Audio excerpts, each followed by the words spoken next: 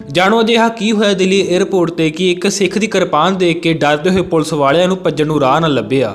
ਸਿੱਖ ਦੀ ਕਿਰਪਾਨ ਦਾ ਇਹ ਚਮਤਕਾਰ ਦੇਖ ਕੇ 에ਅਰਲਾਈਨ ਵਾਲੇ ਵੀ ਦੰਗ ਰਹਿ ਗਏ ਤੇ ਸਿੱਖ ਦੀ ਕਿਰਪਾਨ ਨੇ ਵੱਡੇ ਵੱਡੇ ਜਹਾਜ਼ਾਂ ਨੂੰ ਕਈ ਘੰਟਿਆਂ ਤੱਕ ਰੋਕ ਕੇ ਰੱਖਿਆ। ਕੀ ਹੋਇਆ ਅਜਿਹਾ ਸਾਡੀ ਅੱਜ ਦੀ ਇਸ ਵੀਡੀਓ ਵਿੱਚ ਜਾਣੋ।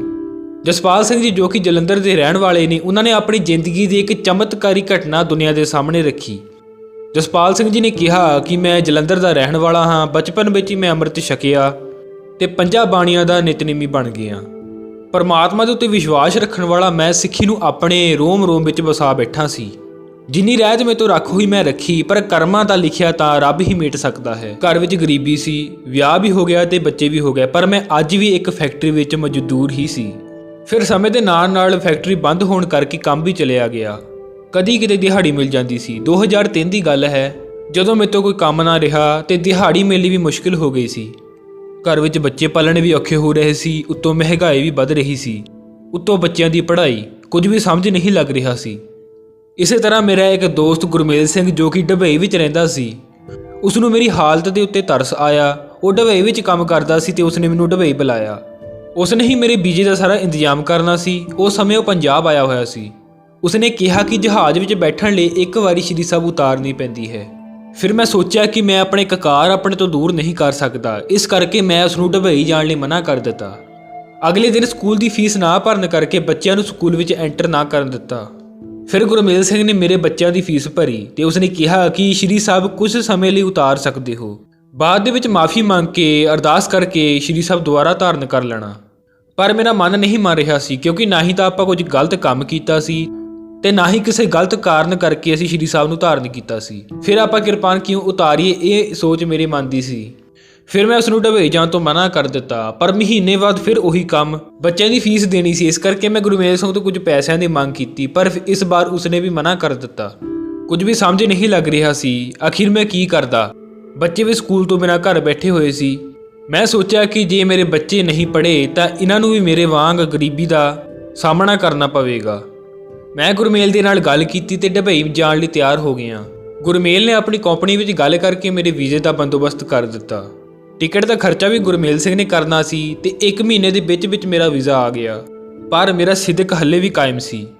ਜਦੋਂ ਫਲਾਈਟ ਦਾ ਸਮਾਂ ਆਇਆ ਤੇ ਮੈਂ ਆਪਣੇ ਇੱਕ ਬੈਗ ਵਿੱਚ ਕੱਪੜੇ ਪਾਏ ਤੇ ਇੱਕ ਛੋਟੇ ਬੈਗ ਵਿੱਚ ਪਾਸਪੋਰਟ ਤੇ ਕੁਝ ਪੇਪਰ, ਪਰ ਮੈਂ ਆਪਣੀ ਸ਼੍ਰੀ ਸਾਹਿਬ ਨਹੀਂ ਉਤਾਰੀ। ਮੈਂ ਕੱਪੜਿਆਂ ਦੇ ਥੱਲਿਓਂ ਦੀ ਸ਼੍ਰੀ ਸਾਹਿਬ ਪਾ ਕੇ ਏਅਰਪੋਰਟ ਤੇ ਗਿਆ। ਸੋਚਿਆ ਕਿ ਜੋ ਹੋਵੇਗਾ ਉਹ ਦੇਖਿਆ ਜਾਵੇਗਾ। ਐਂਟਰੀ ਤੇ ਚੈਕਿੰਗ ਹੋਈ ਤੇ ਮਸ਼ੀਨ ਨਾਲ ਚੈਕਿੰਗ ਕੀਤੀ ਗਈ, ਪਰ ਮੇਰੇ ਸਰੀਰ ਦੇ ਉੱਤੇ ਪਹਿਨੀ ਸ਼੍ਰੀ ਸਾਹਿਬ ਦੇ ਉੱਤੇ ਉਸ ਮਸ਼ੀਨ ਨੇ ਕੋਈ ਵੀ ਇੰਡੀਕੇਸ਼ਨ ਨਹੀਂ ਦਿੱਤੀ। ਸ਼੍ਰੀ ਸਾਹਿਬ ਦੇ ਨਾਲ ਹੀ ਮੈਂ ਏਅਰਪੋਰਟ ਦੇ ਅੰਦਰ ਐਂਟਰ ਕਰ ਗਿਆ। ਮੈਂ ਬੜਾ ਹੈਰਾਨ ਸੀ ਕਿ ਉਸ ਮਸ਼ੀਨ ਨੇ ਆਵਾਜ਼ ਕਿਉਂ ਨਹੀਂ ਕੀਤੀ। ਮੈਨੂੰ ਲੱਗਾ ਕਿ ਅੰਦਰ ਇੱਕ ਵਾਰ ਫਿਰ ਚੈਕਿੰਗ ਹੋਵੇਗੀ। ਮੈਂ ਡਰਦਾ ਡਰਦਾ ਅੰਦਰ ਚਲਾ ਗਿਆ। ਐਨੇ ਨੂੰ ਮੈਨੂੰ ਘਬਰਾਇਆ ਦੇਖ ਕੇ ਕੁਝ ਬੰਦੇ ਮੇਰੇ ਕੋਲ ਆਏ ਤੇ ਮੈਨੂੰ ਇੱਕ ਕਮਰੇ ਵਿੱਚ ਲੈ ਗਏ। ਮੇਰੇ ਬੈਗ ਚੈੱਕ ਕੀਤੇ ਗਏ ਤੇ ਮੈਨੂੰ ਕੁਝ ਸਵਾਲ ਪੁੱਛੇ ਗਏ, ਪਰ ਉਹਨਾਂ ਨੂੰ ਮੇਰੇ ਬੈਗ ਵਿੱਚ ਕੁਝ ਨਹੀਂ ਮਿਲਿਆ। ਫਿਰ ਉਹਨਾਂ ਨੇ ਕੁੱਤਿਆਂ ਕੋਲ ਮੇਰੀ ਚੈਕਿੰਗ ਕਰਾਈ, ਪਰ ਫਿਰ ਵੀ ਉਹਨਾਂ ਨੂੰ ਕੁਝ ਨਹੀਂ ਮਿਲਿਆ, ਕਿਉਂਕਿ ਮੇਰੇ ਕੋਲ ਕੁਝ ਗਲਤ ਨਹੀਂ ਸੀ। ਮੇਰੇ ਅੰਦਰ ਅਰਦਾਸ ਚੱਲ ਰਹੀ ਸੀ ਕਿ ਹੇ ਵਾਹਿਗੁਰੂ ਮੇਰੀ ਲਾਜ ਰੱਖ ਲੈਣਾ, ਕਿਉਂਕਿ ਮੈਂ ਆਪਣੇ ਕਕਾਰ ਆਪਣੇ ਤੋਂ ਦੂਰ ਨਹੀਂ ਕਰਨਾ ਚਾਹੁੰਦਾ। ਬਚਪਨ ਤੋਂ ਹੀ ਇਹ ਕਕਾਰ ਮੇਰੇ ਨਾਲ ਹਨ, ਤੁਸੀਂ ਕਿਰਪਾ ਕਰੋ। 1 ਘੰਟੇ ਦੀ ਪੁੱਛਗਿੱਛ ਬਾਅਦ ਉਹਨਾਂ ਨੇ ਮੈਨੂੰ ਛੱਡ ਦਿੱਤਾ। ਅਖੀਰ ਮੈਂ ਜਹਾਜ਼ ਦੇ ਵਿੱਚ ਐਂਟਰ ਕਰ ਹੀ ਗਿਆ ਤੇ ਆਪਣੀ ਸੀਟ ਦੇ ਉੱਤੇ ਬੈਠ ਗਿਆ, ਪਰ ਕਿਸੇ ਨੇ ਵੀ ਮੈਨੂੰ ਸ਼੍ਰੀ ਸਾਹਿਬ ਉਤਾਰਨ ਨੂੰ ਨਹੀਂ ਕਿਹਾ ਤੇ ਉੱਤੇ ਥਾਂ ਥਾਂ ਚੈਕਿੰਗ ਦੀਆਂ ਮਸ਼ੀਨਾਂ ਵੀ ਲੱਗੀਆਂ ਹੋਈਆਂ ਸੀ। ਪਰ ਹੈਰਾਨੀ ਦੀ ਗੱਲ ਤਾਂ ਇਹ ਸੀ ਕਿ ਕੋਈ ਵੀ ਮਸ਼ੀਨ ਇਹ ਨਹੀਂ ਬੋਲੀ ਕਿ ਮੇਰੇ ਸਰੀਰ ਦੇ ਉੱਤੇ ਕੋਈ ਲੋਹੇ ਦੀ ਚੀਜ਼ ਹੈ। ਅਜਿਹਾ ਕੀ ਹੋਇਆ, ਇਹ ਤਾਂ ਉਹ ਅਕਾਲ ਪੁਰਖ ਹੀ ਜਾਣਦਾ ਹੈ।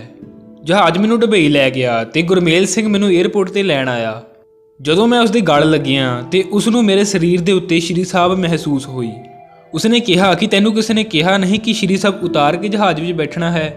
ਕਿਸੇ ਵੀ ਮਸ਼ੀਨ ਨੂੰ ਤੇਰੀ ਸ਼੍ਰੀ ਸਾਹਿਬ ਦਾ ਪਤਾ ਕਿਉਂ ਨਹੀਂ ਲੱਗਿਆ? ਤਾਂ ਉਸਨੇ ਮੁਸਕਰਾ ਕੇ ਕਿਹਾ ਕਿ ਦਿੱਲੀ ਤਾਂ ਛੱਡ, ਦੁਬਈ ਦੀ ਕਿਸੇ ਵੀ ਹਾਈਟੈਕ ਮਸ਼ੀਨ ਨੇ ਮੈਨੂੰ ਇਹ ਨਹੀਂ ਕਿਹਾ ਕਿ ਤੈਨੂੰ ਆਪਣੀ ਸ਼੍ਰੀ ਸਾਹਿਬ ਉਤਾਰਨੀ ਪੈਣੀ ਹੈ। ਤੇ ਦੁਬਈ ਤੱਕ ਦੀ ਪੁਲਿਸ ਵੀ ਮੇਰੇ ਕਕਾਰ ਮੇਰੇ ਤੋਂ ਵੱਖਰੇ ਨਹੀਂ ਕਰ ਸਕੀ। ਗੁਰਮੇਲ ਸਿੰਘ ਹੱਲੇ ਵੀ ਹੈਰਾਨ ਸੀ ਕਿ ਅਜਿਹਾ ਕਿਵੇਂ ਹੋ ਸਕਦਾ ਹੈ। ਥਾਂ ਥਾਂ ਤੇ ਮਸ਼ੀਨਾਂ ਲੱਗੀਆਂ ਨੇ, ਇਹ ਤਾਂ ਸੰਭਵ ਨਹੀਂ। ਪਰ ਉਹ ਅਕਾਲ ਪੁਰਖ ਵਾਹਿਗੁਰੂ ਸਭ ਕੁਝ ਸੰਭਵ ਕਰ ਦਿੰਦਾ ਹੈ। ਵਾਹਿਗੁਰੂ ਚਾਹਵੇ ਤਾਂ ਕੁਝ ਵੀ ਕਰ ਸਕਦਾ ਹੈ। ਇਸ ਅੱਗੇ ਬੰਦੇ ਦਾ ਕੋਈ ਜ਼ੋਰ ਨਹੀਂ ਚੱਲਦਾ।